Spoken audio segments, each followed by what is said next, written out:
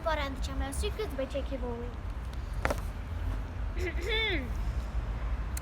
Ron's jaw has dropped, and Mrs. Norris, who was particularly, Harry thought hard, picturing the scene of the night of Halloween.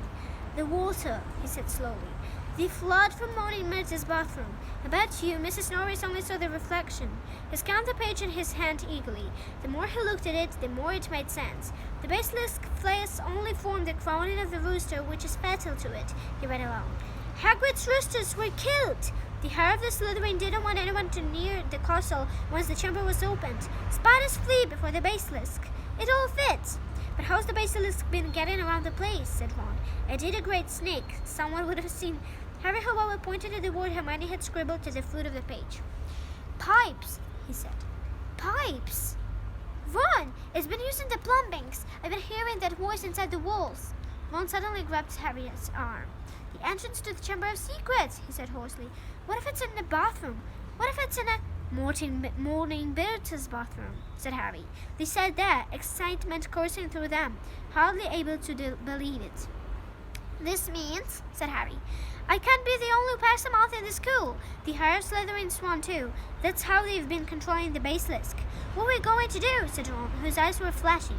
Shall we go straight to McGonagall? Let's go to the staff room, said Harry, jumping up. She'll be there in 10 minutes. It's nearly break. They ran downstairs. Not wanting to be discovered hanging around in another corridor, they went straight into the deserted staff room. It was a large, paneled room full of dark wooden chairs. Harry and Ron paced around it, too excited to sit down. But about to single break that never came. Instead, echoing through the corridors came Professor McGonagall's voice, magical and magnificent. All students to return to the house dormitories at once. All teachers to return to the staff room. Immediately, please. Harry wheeled around to stare at Ron. Not another attack? Not now? What will we do? Said Ron aghast. Go back to the dormitory? No, said Harry, glancing around. There was an ugly sort of wardrobe to his left, full of the teachers' cloaks. And here, let's hear what it's all about. Then we can tell them what we found out. They hid themselves inside it, listening to the rumblings of hundreds of people moving overhead, and the staff room door banging open. From between the musty folds of the cloaks, they watched the teachers filtering into the room. Some of them were looking puzzled, others downright scared. Then Professor McGonagall arrived. It has happened, she told the silent staff room. The students have been taken by the monster, right into the chamber itself. Professor Flitwick let out a squeal. Professor Sprout clapped her hands over her mouth. Snape grinned the back of the chair very hard and said, How can you be sure? The Harry of Slytherin, said Professor McGonagall, who was very white, left another message. Right underneath the first one. Her skeleton will lie in the chamber forever. Professor Flitwick burst into tears. Who is it, Madame Hooch? Her son. We need to do a check. Which student? Ginny Weasley, said Professor McGonagall. Harry felt Ron slide gently down onto the wardrobe floor behind him. We shall have to send all the students home tomorrow, said Professor McGonagall. This is the end of Hogwarts. Dumbledore always said the staff room door banged open again. For one wild moment, Harry was sure it would be Dumbledore, but it was Lockhart, and he was beaming. So sorry, Dusty. What have I missed? He didn't seem to notice that the other teachers were looking at him with something remarkable really hard. Snape said, Just a man. Very man. Lockhart, take him into the chamber of secrets. Your moment has come at last. That's right, Gilderoy, chipped in Professor Snout. What you saying just last night that you know all along what the answer to Chamber of Secrets is? I said Gilderoy. Yeah, didn't you tell me you were sure that it was inside it? Popped up Professor Flitwick. Did I? I don't recall. I suddenly remember you saying you were sorry you hadn't had a crack a monster before Hagrid had arrested. Didn't you say that the whole affair, bungled, should have been given a fine from the stone first? Lockhart stared around his stony-faced colleagues. I really never. You may have misunderstood. We'll leave it to you then, Gilderoy, said Professor McGonagall. Tonight will be an excellent time to do it. We'll make sure everyone's out of your way. You'll be able to tackle the monster all by yourself. A free ride at last. Lockhart gazed desperately at him, but nobody came to the rescue. He didn't look remotely handsome anymore. His lip was trembling, and his usual toothy grin кинуть. Та хватить, рачуха, ти... Ти тримай. Чекай. Я тримаю тебе, індійцю.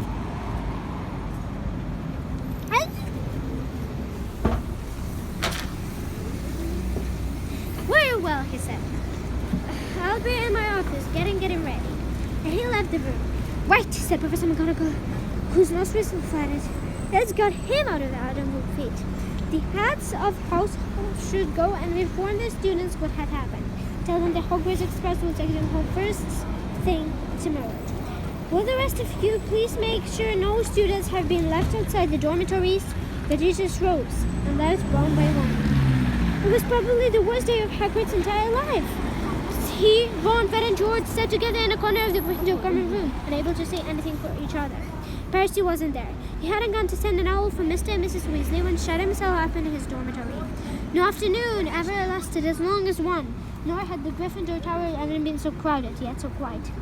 Near sunset, Fred and George went up to bed, unable to sit there any longer. She knew something heavy, said John. For the first time since they had entered the wardrobe in the staff room. That's why she was taken. It wasn't some stupid thing about Percy at all.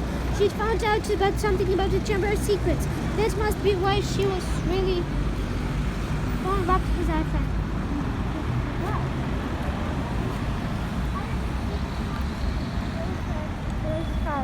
This was the worst he had ever felt. If only there was something they could do. Anything.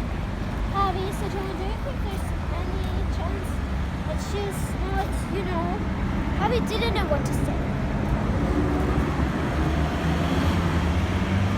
He couldn't see how Ginny could still be alive.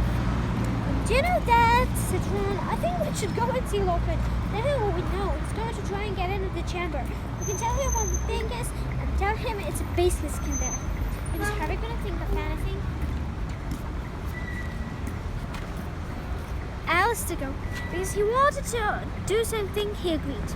The Gryffindors around them were so miserable and felt so sorry for the Weasleys. Nobody tried to stop them as they could have. Closed the room and left through the portrait hole. Darkness was falling as they walked down the Lockhart's office. There seemed to be a lot of activity going on inside it. You could hear scrapings, crumps, and hurried footsteps. Having knocked, and there was a sudden silence from inside. The door opened the tiniest crack, and they saw one of Lockhard's eyes peering through it. "Oh, Mr. Potter, Mr. Weasley," he said, opening the door amidst a while. "Must be busy at the moment. If you won't be quick, Professor, we've got some information for you. You think you'll be happy?" Said the Lockhart's face.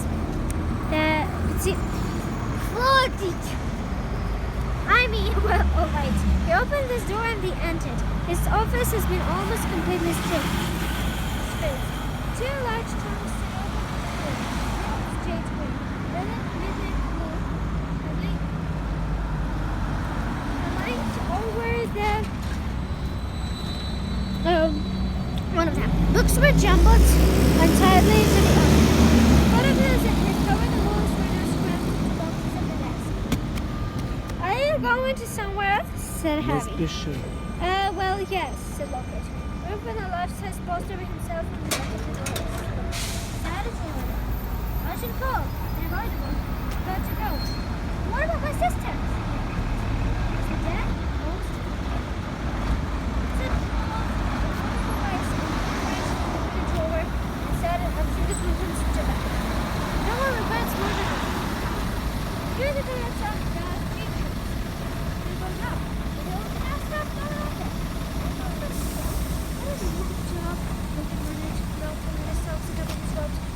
The job description. Jenny's cat.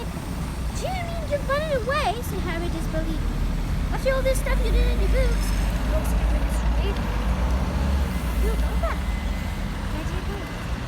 Taking out and falling. Didn't use your common sense. That's what I have sold. No one wants to read about some ugly old submariner and warlock who couldn't even say the words from werewolves. It looked dreadful on the